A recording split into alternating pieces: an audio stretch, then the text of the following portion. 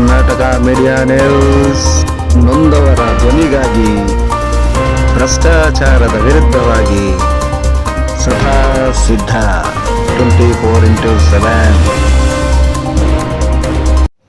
ಹಿರಿಯೂರಿನಲ್ಲಿ ನಡೆದ ಹರ್ ಘರ್ ತಿರಂಗ ಯಾತ್ರೆ ಅದ್ದೂರಿಯಾಗಿ ಜರುಗಿದ್ದು ಹೀಗೆ.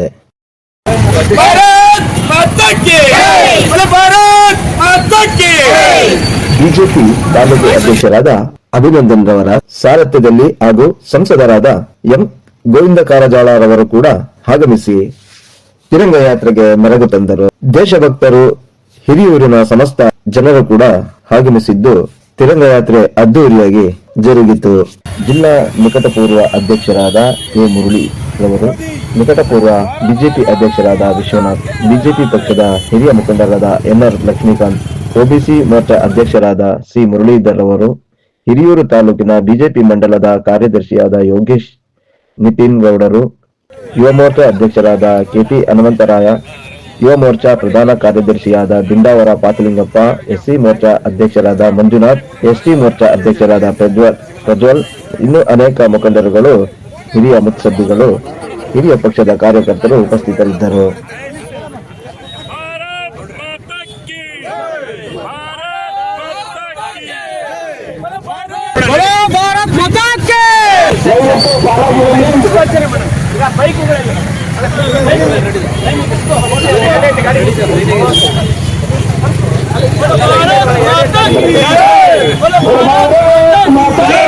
ಮುರಳಿ ಅಂತ ಹೇಳಿ ನಾನು ಭಾರತೀಯ ಜನತಾ ಪಾರ್ಟಿಯ ಮಾಜಿ ಜಿಲ್ಲಾಧ್ಯಕ್ಷ.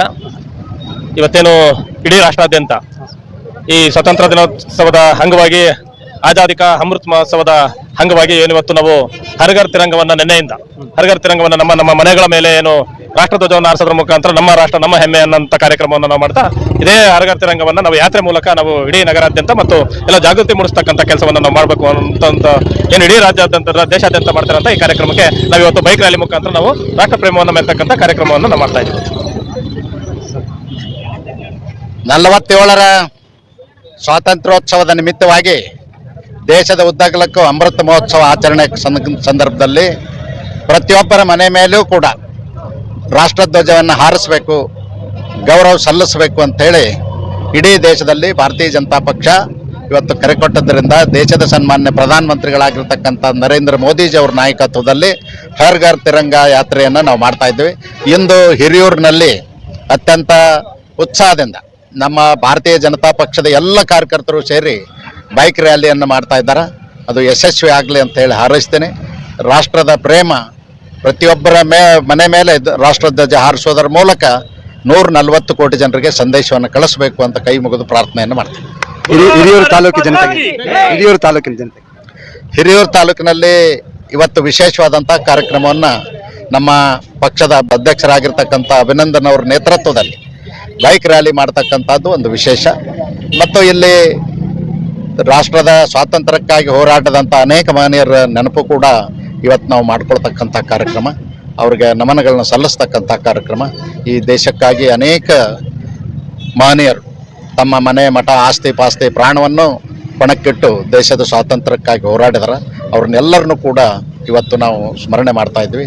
ನಾಳೆ ಅತ್ಯಂತ ವೈಭವದಿಂದ ಇಡೀ ರಾಷ್ಟ್ರದ ಉದ್ದಗಲಕ್ಕೂ ಸ್ವಾತಂತ್ರ್ಯೋತ್ಸವವನ್ನು ಆಚರಣೆ ಮಾಡ್ತಾ ಇದ್ವಿ. ಬೈಕ್ ಮಾಡ್ತಾ ಇದ್ದೀವಿ. ಈ ಒಂದು ಯಾತ್ರೆಗೆ ಆಗಮಿಸಿರುವಂತ ಎಲ್ಲ ನನ್ನ ದೇಶ ಬಂಧುಗಳಿಗೆ ಮೊದಲನೇದಾಗಿ ನಾನು ನಮಸ್ಕಾರಗಳನ್ನ ತಿಳಿಸುತ್ತಾ, ಇವತ್ತೇನಂದ್ರೆ ನಮ್ಮ ಡಾಕ್ಟರ್ ಭೀಮರಾವ್ ಅಂಬೇಡ್ಕರ್ ಅವರು ಹಾಕಿಕೊಟ್ಟಂತ ಒಂದು ಸಂವಿಧಾನದಲ್ಲಿ ನಾವು ಇವತ್ತೇನು ಬದುಕ್ತಾ ಇದ್ದೀವಿ. ತಾಯಿ ಭಾರತಾಂಬೆಯ ಜನ್ಮದಿನ ನಾಳೆ, ಅಂದ್ರೆ ನಮಗೆ ಸ್ವತಂತ್ರ ಬಂದು ಈಗ ನಾಳೆ ನಾವು ತಾಯಿ ಭಾರತದ ಒಂದು ಬಾವುಟವನ್ನು ಏನು ಮನೆ ಮನೆಗೆ ಬಾವುಟವನ್ನು ಆಚರಿಸತಕ್ಕಂಥ ಒಂದು ದೇಶದ ನಾಯಕರಿಂದ ನಮಗೆ ಒಂದು ಆದೇಶ ಇದೆ.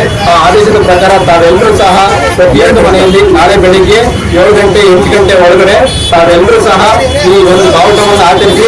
ಇವತ್ತೇನಂದ್ರೆ ನಮ್ಮ ದೇಶ ಇಷ್ಟೊಂದು ಸುಭದ್ರವಾಗಿದೆ ಅಂತಂದ್ರೆ ಅದಕ್ಕೆ ಕಾರಣನೇ ನಮ್ಮ ಸಂವಿಧಾನದಲ್ಲಿ ಬರೆದಂತಹ ಡಾಕ್ಟರ್ ಭೀಮರಾವ್ ಅಂಬೇಡ್ಕರ್ ಅವರು ಹಾಕೊಟ್ಟಂತ ಒಂದು ದಾರಿಯಲ್ಲಿ ನಾವೆಲ್ಲ ನಡೀತಾ ಇದ್ದೀವಿ.